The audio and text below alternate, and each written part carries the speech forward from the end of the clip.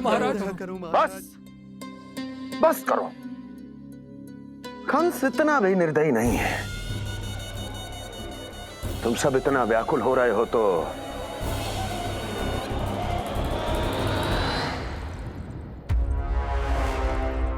मेरे पास एक उपाय है।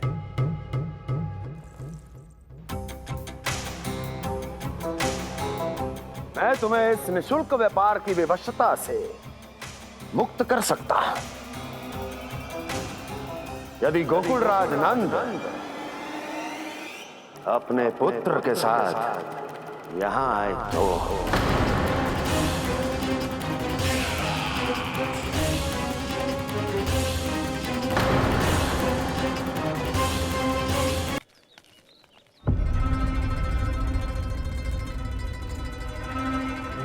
नंदराज,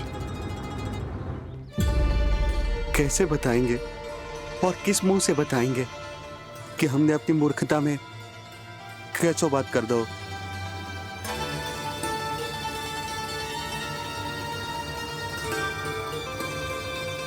भानु, बजरंगी, क्या हुआ? आप सब लोग इतने चिंतित क्यों हैं? आओ, मथुरा में कछु गड़बड़ हुई है का? चिंता मती करो आप लोग, जो भी कुछ हुआ है हम सब मिलकर संभाल लेंगे। आप सब लोग थके हुए हैं, तनिक विश्राम कर लो, उसके बाद हम बात करते हैं। चलो आओ।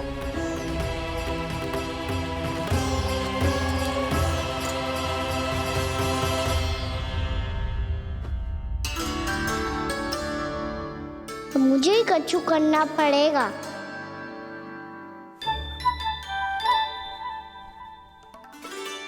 भैया मैं खेलने जाऊं?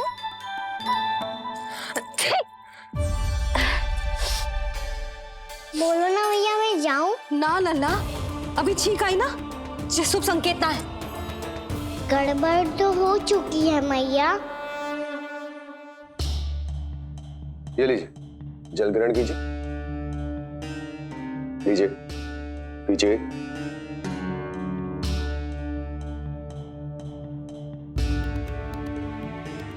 भानु, थक गए होगे, जल पी लो।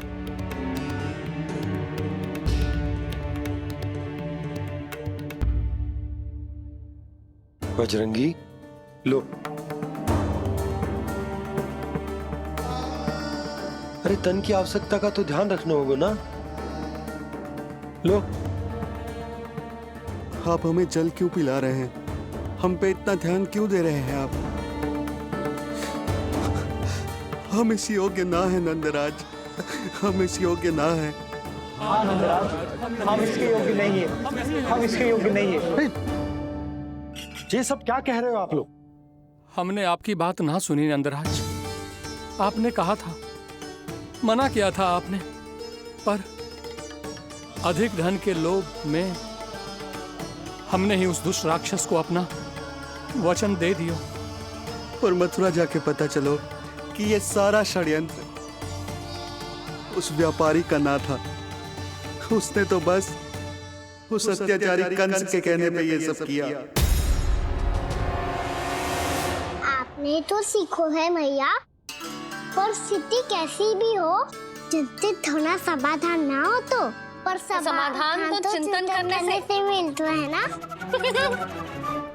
तो मैं जाऊं?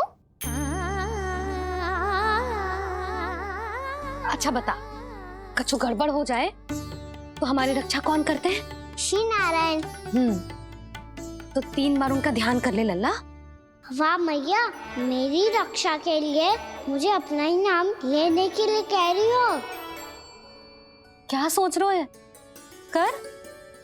नारायण नारायण नारायण नारायण नारायण नारायण। बस बस। अब मैं जाऊं? जा।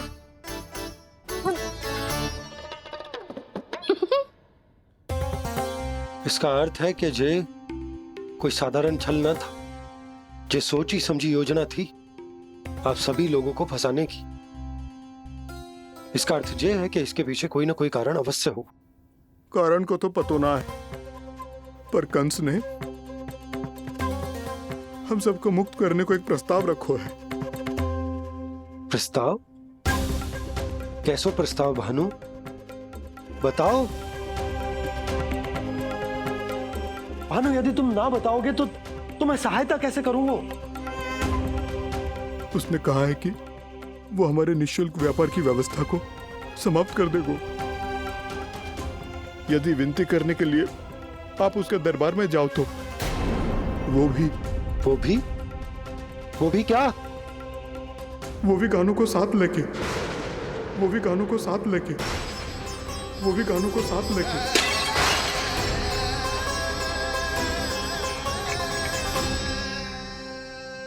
कान्हा,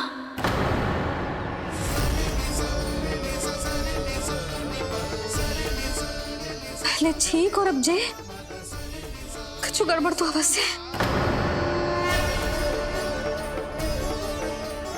अब सब लोग जाइए, विश्राम कीजिए।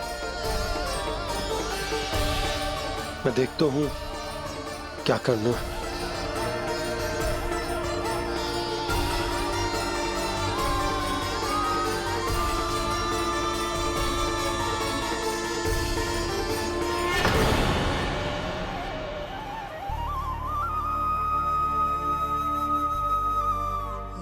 भैया, मैंने इन सबसे कह तो दी कि मैं देखता हूं क्या करना है, पर मैं क्या करूंगा? एक और मेरी प्रजा है, दूसरी ओर मेरा लल्ला। मैं लल्ला को कैसे लेकर जाऊं मैं उस अत्याचारी कंस के पास? जिसने रानी देवी के ऊपर इतने अत्याचार किए, जिसने अपने बहन के बच्चों तक को नहीं छोड़ा, वो तो अत्याचारी नहीं नंद, राक्षस है, राक्षस। और ऐसे राक्षस के पास अपने कान्हा को ले जाना तो दूर, हम उसकी परछाई तक अपने कान्हा पर नहीं पड़ने देंगे। और हमारे पास उपाय ही क्या है भैया? गोपियों ने कितने सपने संजोए होंगे अपने सुनहरे भविष्य के लिए, और जब उन्हें सच्चाई का पता चलेगा तो क्या बीतेगी उनके हृदय पर? आज भानु मथुरा से धन लेके लौटेगो तो मैं सीधा हाट जाऊंगी और जसोदा के लिए एक महंगा सा उपहार लूंगी। कछु लाभ ना होगो। मैं भी कान्हा के लिए लूंगी एक विशेष उपहार, और इस बार उसे भी मैं माखन के साथ रख दूंगी, ताकि कान्हा लोभ में आके बार बार मेरे घर आवेगो। 2 दिन से वो किसी के घर ना आयो है, तेरे घर आएगो दोबारा? जब देखो तब कोई ना कोई प्रश्न करते रहते है हमसे, पर इस बार दिखेगो तो हमारे प्रश्नों का उत्तर देना पड़ेगा उसे।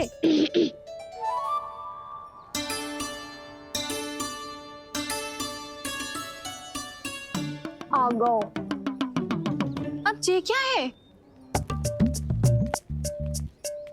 ये क्या कर रहे हो है? पर जे हमें अपना मुंह क्यों ना दिखा रहे है? हाँ, जे सब का है अब? पहले माखन चुरा तो है और अब लज्जा आ रही है तो मुंह छुपा रहे है। लज्जा उससे है जिससे चोरी की हो। मैं क्यों लजाने लगूं भला? अच्छा तो ये बता लल्ला कि ये सलोनों से मुंह क्यों छुपा रखो तूने?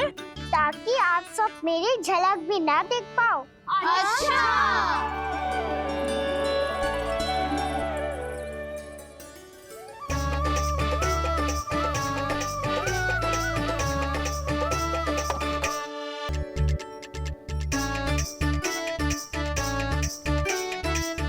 ये क्या कर रहे हो आप सब? साहस है तो आंखों में आंखें डालकर बात कर।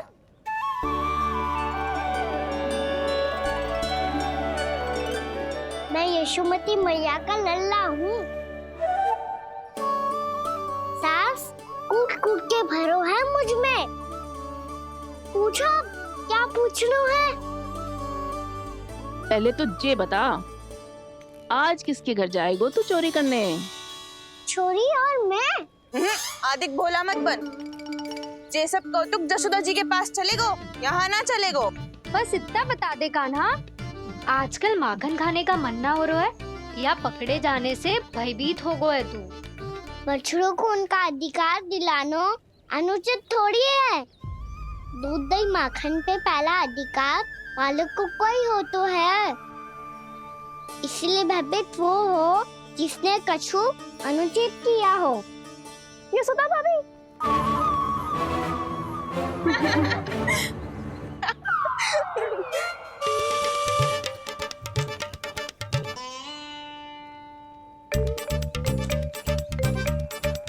अब क्यों भयभीत हो गो?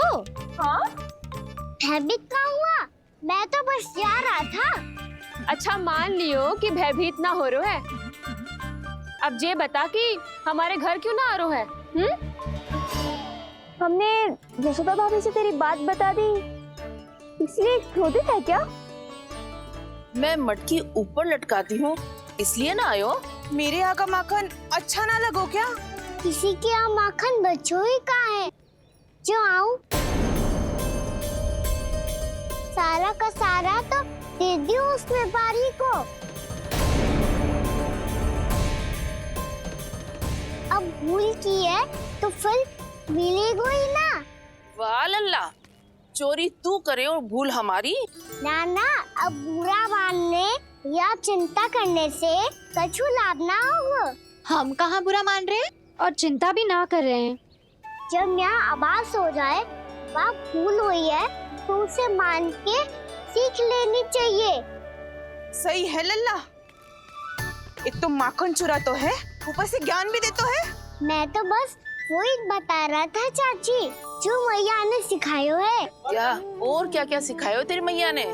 यही कि परिस्थिति कैसी भी हो चिंतित होना समाधान ना हो तो समाधान तो चिंतन करने से ही मिलता है।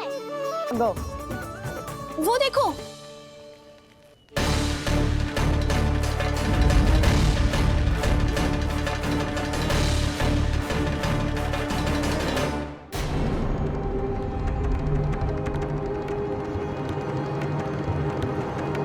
ये सब लोग इतने गंभीर क्यों दिख रहे हैं?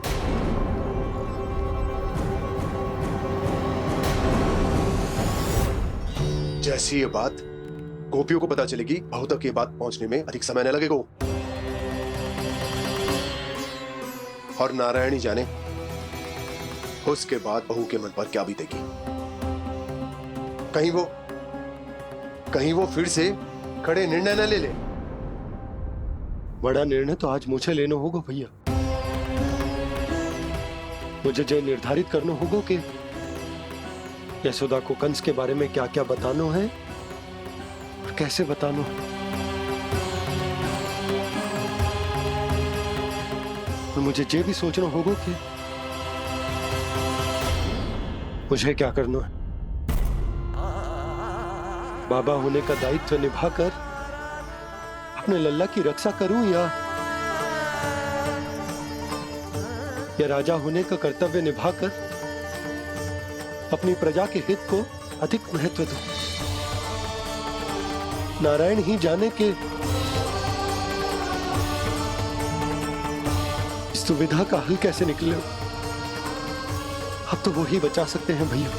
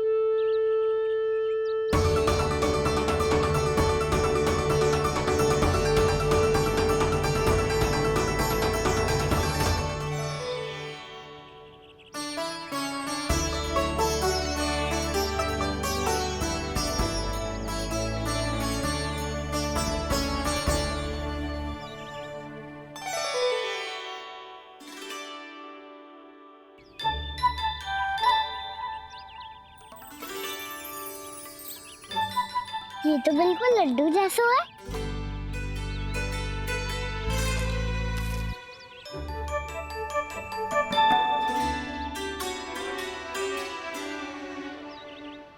और ये गुड़ की डली खाऊं कि ना खाऊं?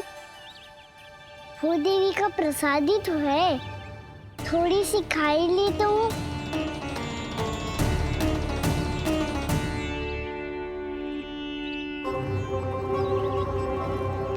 ये तुमने क्या किया कान्हा?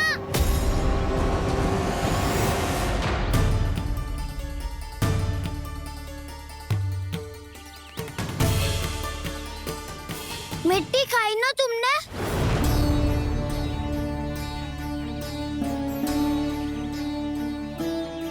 मिट्टी? तू तो मिट्टी को ही माखन समझ के खाओगे कान्हा। इतनी भूख लगी थी तो किसी के यहाँ जाके माखन खा लेता।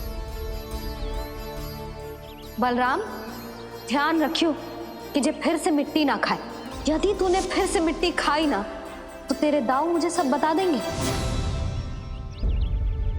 चल छोटी माँ के पास।